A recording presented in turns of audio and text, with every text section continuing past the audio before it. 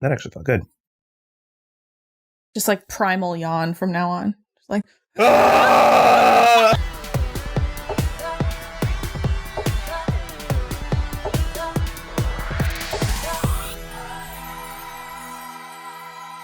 Hello, everybody. I'm Will. And I'm Kristen. And this is So I'm Watching This Show, your twice weekly pop culture podcast where we talk about movies, TV, music, and more. And as always, this is a spoiler show, so you have been warned. On today's episode, we are going to begin a long and treacherous journey. We are going to navigate through the murky depths, the murky waters of the DCEU. Yeah. Which is now defunct, kind of? Yeah, weren't they calling it like Worlds of DC or something weird? Well, they finally got like a stride and then decided to nuke the thing. But yeah, well, as I'm sure you can tell, we have mixed feelings about the DC. Yeah, I don't have one. I don't have a DC shirt. This is my only one, so look out for it the entire month of March. I have... Oh, the crown. That's right. You can wear the crown.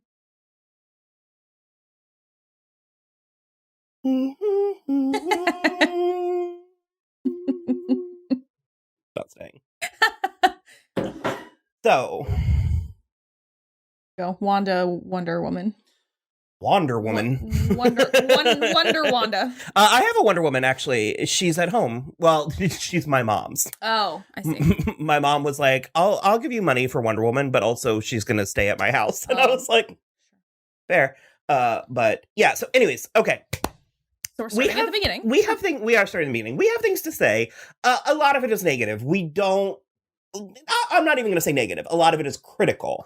If you were a longtime fan or follower of the podcast, you're probably well aware of how we feel.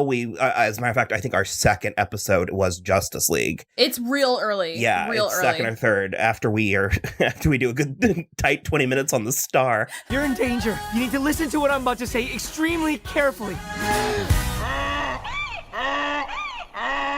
Do you want a belly rub? It's funny. That was a pretty. I liked doing that episode. I thought it was good. We start with 2013's 13. It can't be. Mm-hmm. Yeah, shit. Would you think it was like 2016? Feels like too long ago. We start off with 2013's Man of Steel. My father believed that if the world found out who I really was, they'd reject me. He was convinced that the world wasn't ready. What do you think?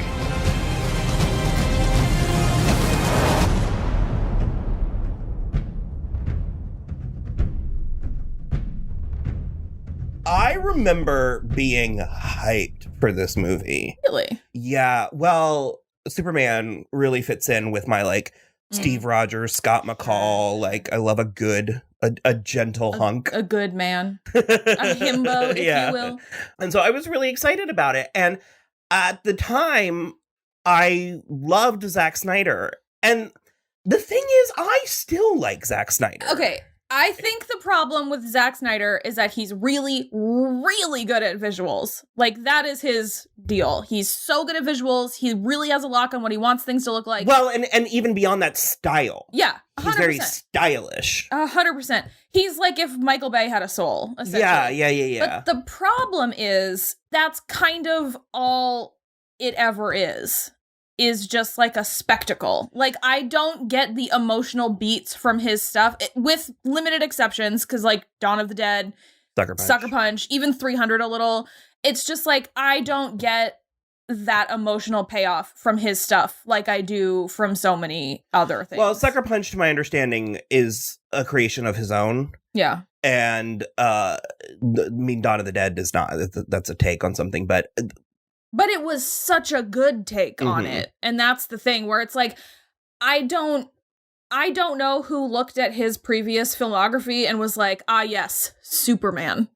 It doesn't feel like it fits to me. Well, I also think he kind of, I don't know. This I'm talking out of my ass, but I sort of thought he approached it. He might have. He was I want to do this. Yeah, he might have. I think the biggest issue is, again, we're going to try really hard not to, but it begs the comparison to the MCU, which is there is no Kevin Feige for DC. And that's a problem. Like, I think it's supposed to be Zack Snyder, but Zack Snyder is so much more of a creative force that I think he's not looking at it from all the angles. He's just like, this is the thing I want to make and I'm going to make it, and then you're going to deal with it. The other thing that I've sort of gathered about him, and I actually think it was my friend, our friend Christina, who mentioned this, but she doesn't like him because she was like, everything that he adapts, it's like someone is adapting this like vast beloved property having only read the first Wikipedia page. Sure. So she was sort of like, he kind of has like a feeling for what he's doing,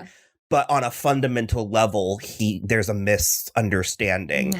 And so something like Watchmen, where I hadn't read the graphic novel, I loved that. Yeah. But the people who read it were like, it's a near fetishistic reverence for the aesthetic, but a complete bungling of the actual content. Well, and that's the thing too, is like, you can't argue for like a single minute that the Watchmen TV show didn't do a better job, you know? And it's just like, I don't understand why they as like a whole are doing it this way, and also seemingly giving all of these properties to people who apparently just don't give a shit.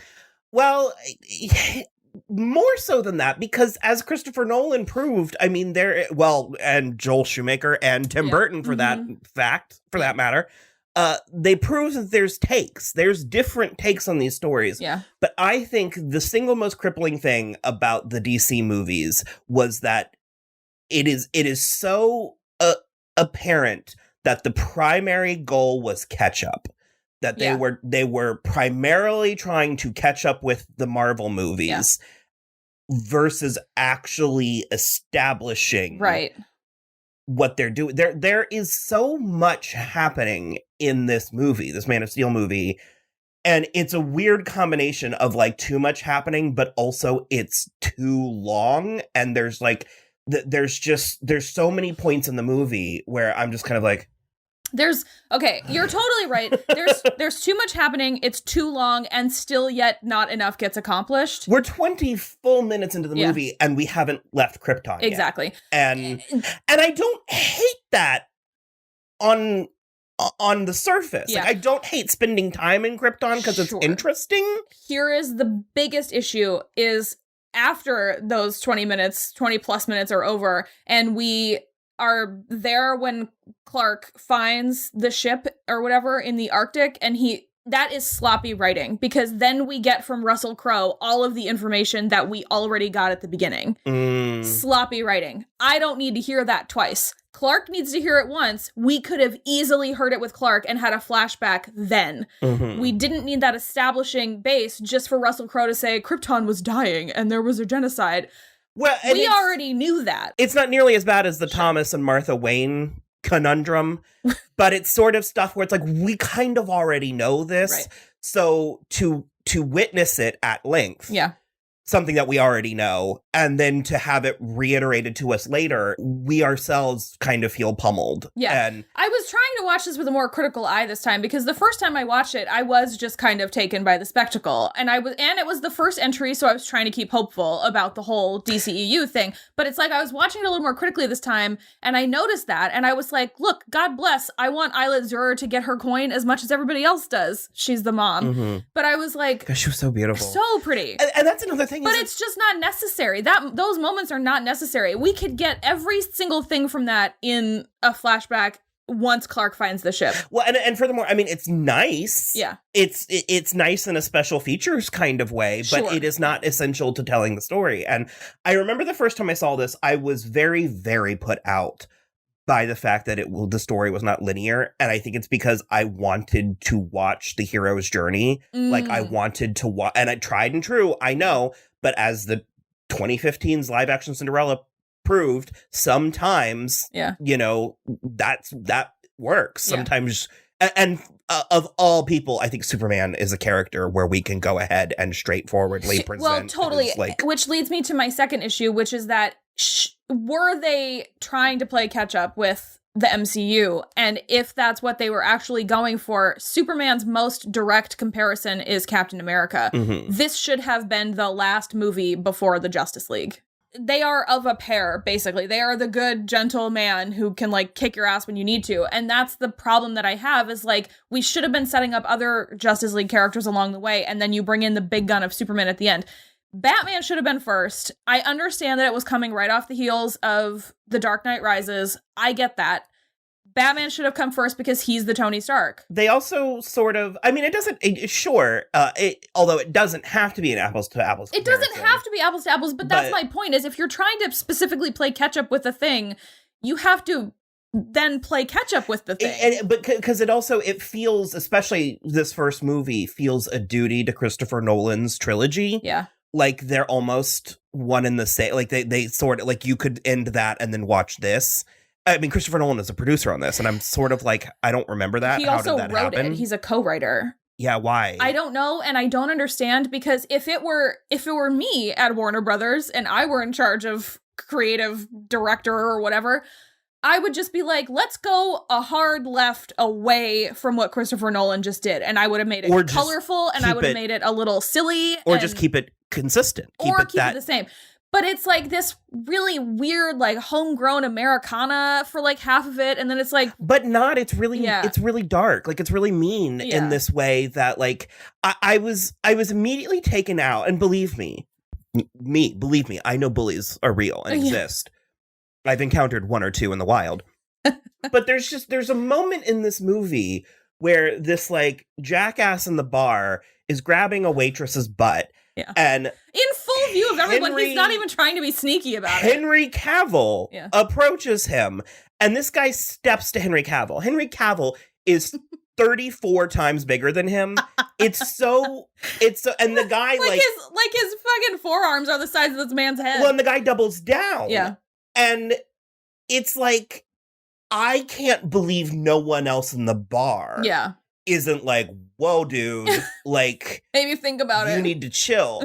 And it's the kind of thing where we're supposed to buy Henry Cavill's Clark as a twerp or something. Yeah. And it's like, I don't know, it just doesn't work. And not to mention that he's arguably more handsome with the beard. So it's sort of, I don't know. And it happens 2 or 3 times where I'm like, I know the world is a bleak place, but I was like, you're not succeeding at what you think you are. Yeah. It also goes to like a really weird place where after he saves the busload of children, to which his parents are like, you shouldn't have done that. I'm like, so let the children die and I'm the only survivor?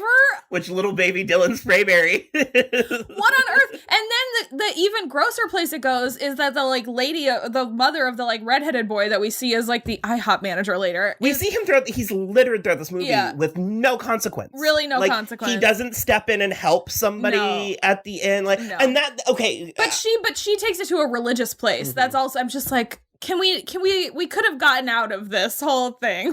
Could we have gotten out of this movie without going to a religious place? We could have. Well, I don't know if we could have. Just like unbelievable.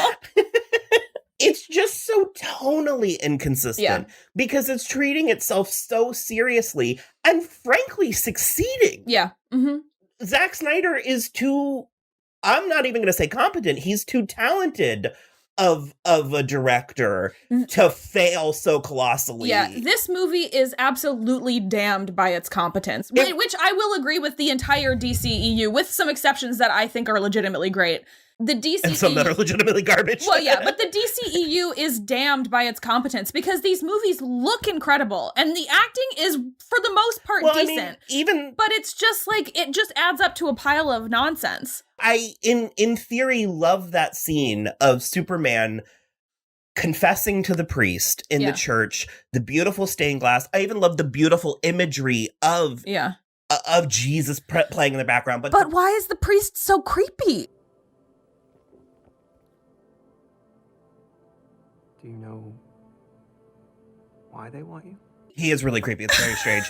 But my issue is, it's like, it's coated 3 layers thick, where it's like we have like tonal Christ illusions. Yeah. We have literal physical visual Christ illusions. We have spoken. Like it's like, do you understand? And it's like, yeah, we do. One of these would have sufficed. Like, we could have just used the shot of the stained glass window behind him. We didn't also need a priest telling him, hey, did you know that you're a Christ-like figure? It's too ham-fisted, and there's a lot of stuff like that too, which blends into bleeds into the romance aspect of this movie for me, because I love Amy Adams, and I actually, for the most part, love Henry Cavill. He seems to have come around on his being a dick persona that he had for like a minute there.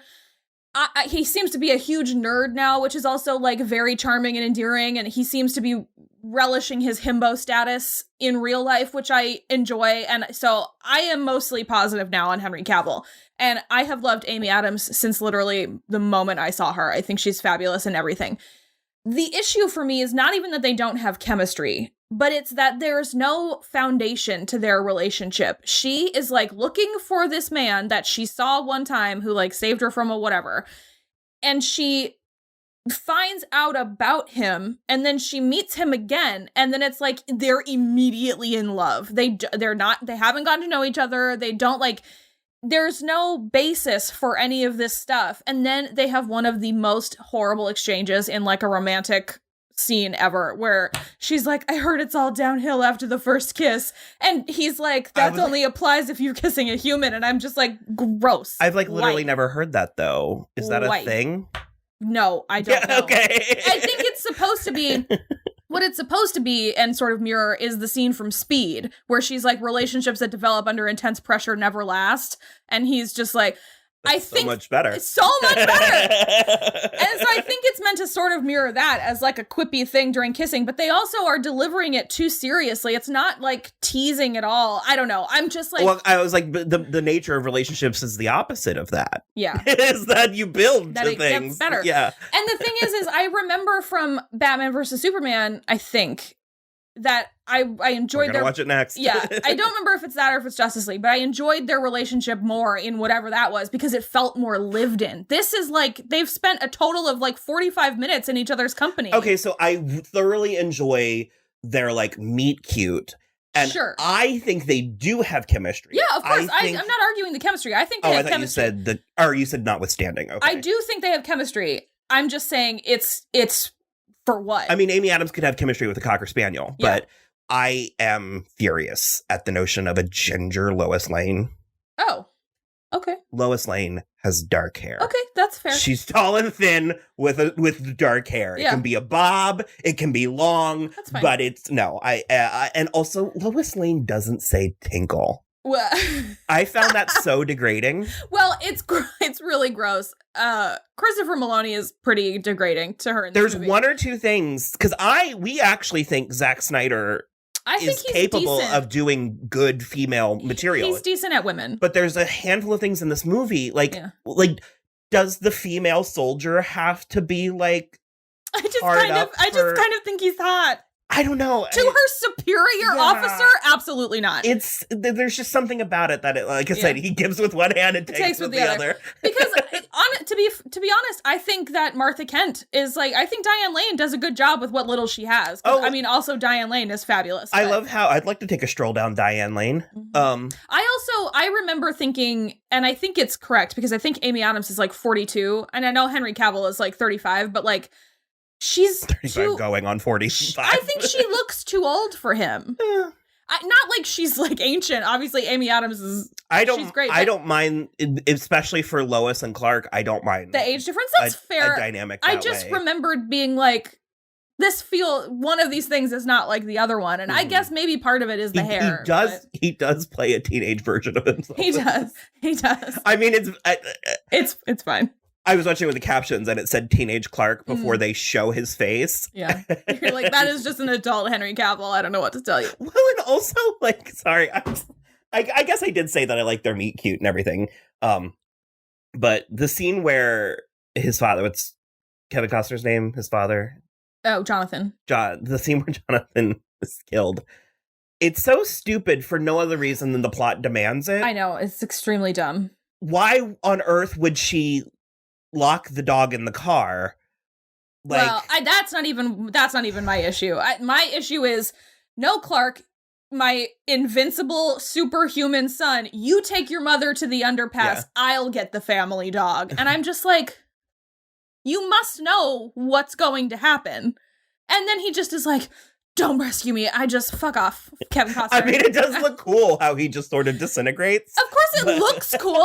That's not the issue. It's extremely You're dumb. like the one thing we have established. It's extremely dumb. There was no reason or excuse why that had to happen at all. But so going back to my issue with this movie and the franchise, the universe in general, this movie is littered with characters that we never see again. Mm-hmm. Yeah. We have Jenny, we have Lombard, and we have Lawrence Fishburne. I think he's still her boss. Regardless, it's like, to do the Marvel comparison, it's sort of like Pepper and Happy end up playing relatively consequential roles later on over like 5-6 movies. And well, that's the problem. That's the main problem, is we have what amounts to essentially like 10 DC movies total, 10 that are 10 that are connected.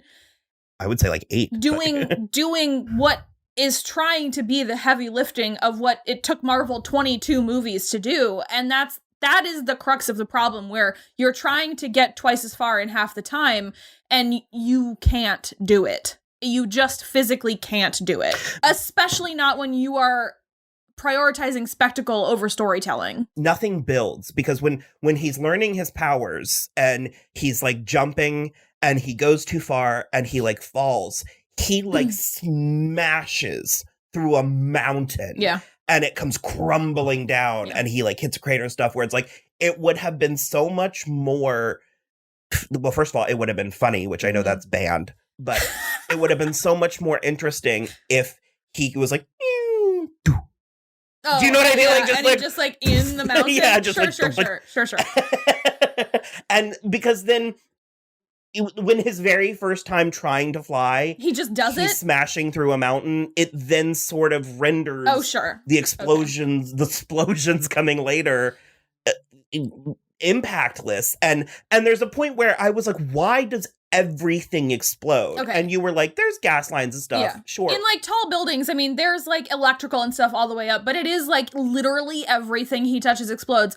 It reminds me of the Family Guy bit where the carriage is like trying to get away and it like falls off a cliff and the carriage explodes and then it pans to the horse and then the horse explodes.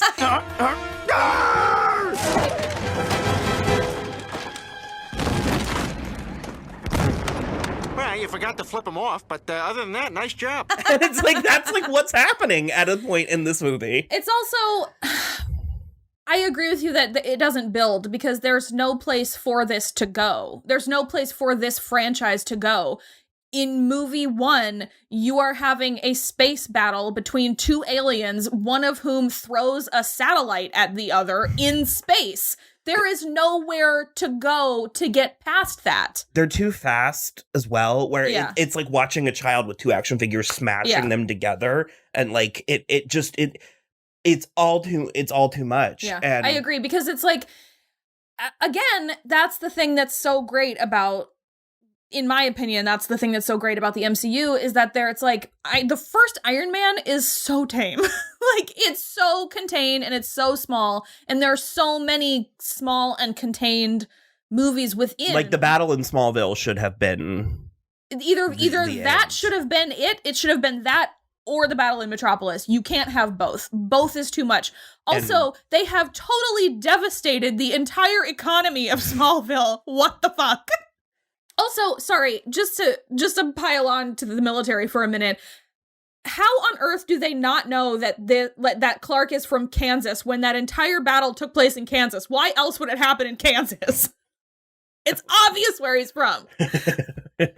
I think that the chunk in the 40 minutes sort of in the middle after we're done with Krypton, I think ends up being relatively effective. Yeah. And there are some intimate moments there, although I criticize those with like the bullies and stuff. Also the sound mixing. That is... The cicadas are... It's real. Yeah, I was like, need I remind you of last August? Look, okay, but would you not raise your voice to speak to me if the cicadas were drowning us out? Obviously, yes. And they are just like having this whisper conversation while Zack Snyder was like, oh yeah, this is gonna be amazing. This is so authentic. So realistic to mid-Kansas. I do think a lot of this, the subtle moments work, which again is even more frustrating to know that it's doable, because I think the sound mixing aside, the scene with Clark and Martha in the farmhouse, like in the night, the country, it really does capture elements of that Americana. Yeah, it's great. It's also filmed in this really tactical way.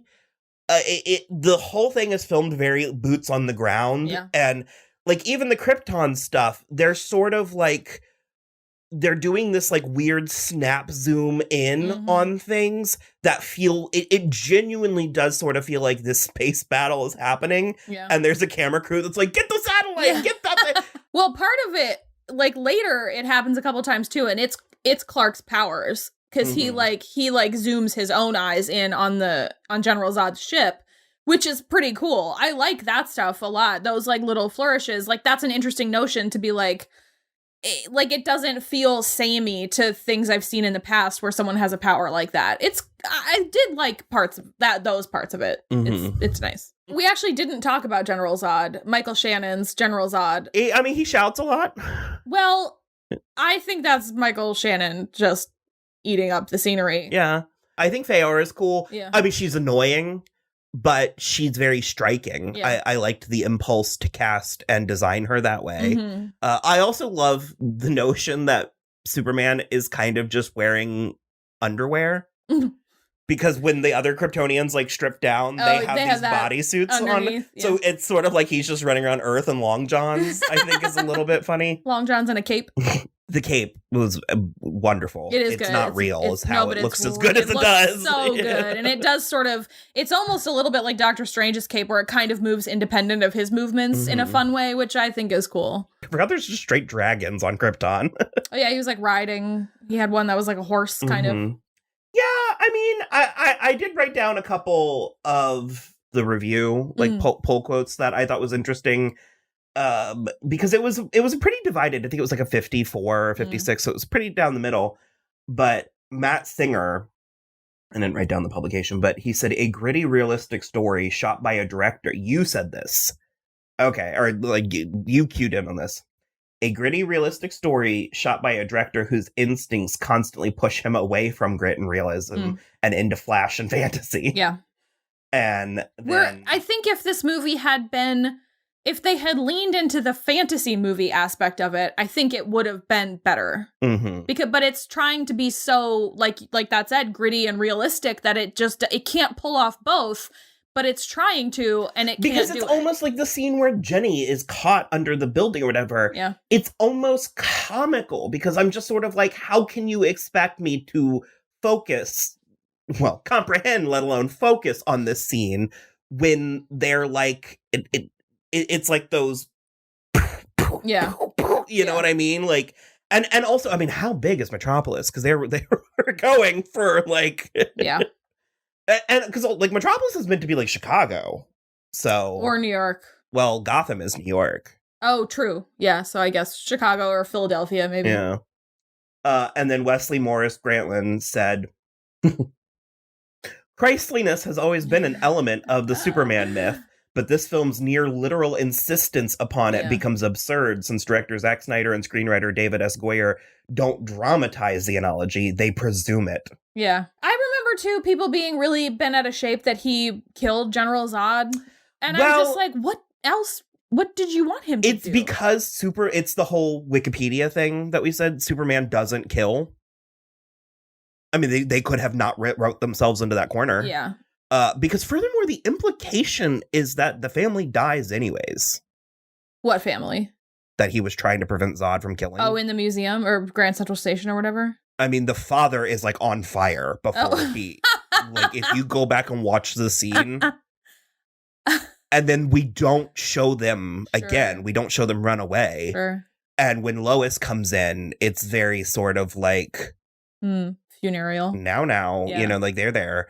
And I'm just sort of it's I think it's fine for this movie, but again, it's like it's sort of like if we know one thing about Superman is that he doesn't kill, and this movie is like, well, not only is he going to, it's just, and furthermore, once again, then what are we building to? Sure. Because there's a great comic panel where Superman's talking to like a villain or something, and he's like, he says something about like, I don't kill people.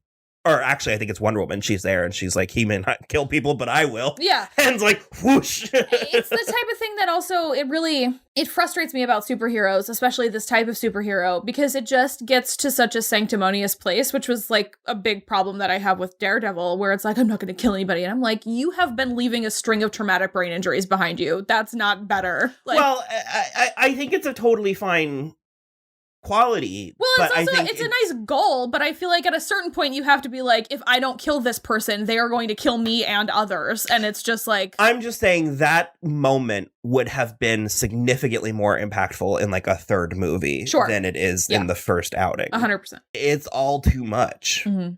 Everything is too much. I agree. It basically makes it so that there's no dramatic or thematic place to go further than this movie. Like it has reached the zenith of like what we can expect from a Superman movie, in which case there's nothing else. Like, what am I still waiting for? We've had a Superman movie and he's like defeated a great villain and he's killed him, and it's just like, what else am I waiting for? Yeah, I mean, it's like unleashing the Joker in the first thing, and it's just sort of like, I mean, fine, but like I said, I mean, this is only the second time I've watched it, which is a little bit shocking because I'm usually the one that watches these things. I think this was the third time I had seen it. 4 or 5 times. Our goal in this is not to convince people not to like it. No. If you do like it, then that's fine. Yeah, I'm happy if you're happy. Yeah, and I mean, I think some people are perfectly content to sort of sit back and watch the motions, you know what I mean? Like, you can kind of do a lot of heavy lifting on your own. Mm-hmm. You can kind of like, and especially at this point, we've had so many Superman and Batman movies and TV shows and stuff. It's like, you can sort of pick and choose what parts you're going to engage with and what parts you're not. And I guess I feel like given the legacy and given the talent and tools and everything involved, I just think it could and should have been so much better. I agree. And in a way that the DC movie, the Snyderverse, merely it insists on doubling down. Yeah. And it's done it consistently enough that I'm actually looking forward to the Snyder 4-hour Justice League. Yeah, because I'm at a point where I'm like, well, you can't say he's not doing what he wants to. That like, is true. And so there's a part, it's sort of like Julia Louis-Dreyfus. It's like, I was annoyed when she won like the 5th Emmy. Yeah. By like the 8th Emmy, I was like, might as well. If we're going to do this. Yeah. We're going to do it. Like, no, I mean, I definitely agree to a point, and that's obviously why we're doing this, is we're building up to Justice League. I'm also curious to see what happens when he actually gets his way. Yeah. Mm-hmm. Maybe this is Warner Brothers or maybe DC or something. Maybe. Like, maybe they've been crippling him. I don't know. I just feel like, how are they crippling him and not the other people who are directing? Well, there's not been that many. I mean, Patty Jenkins, James Wan, whoever directed Shazam. That's at least 3.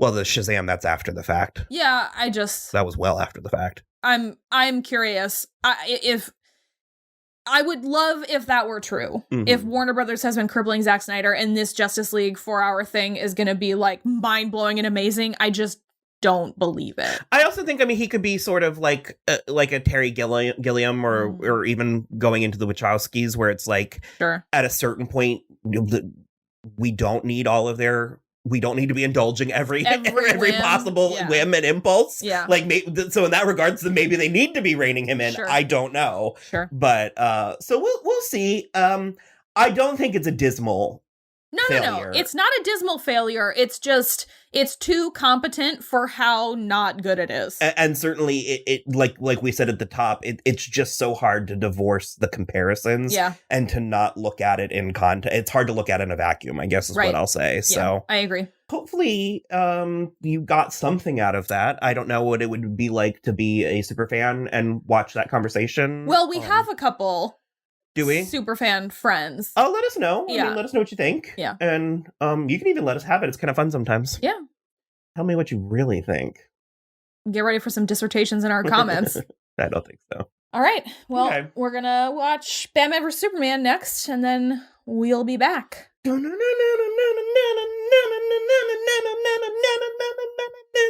Okay, let me do my thing. Okay. You can follow us on Twitter @SoI'mWatching or Instagram @SoI'mWatchingThisShow. You can also follow along on our website, soimwatching.com, which links out to everything, including the Patreon and the YouTube, where you can subscribe and comment and like our videos. And other than that, just rate, review, and subscribe on iTunes or wherever you listen. And that's it for us. Bye. Now do the Wonder Woman thing.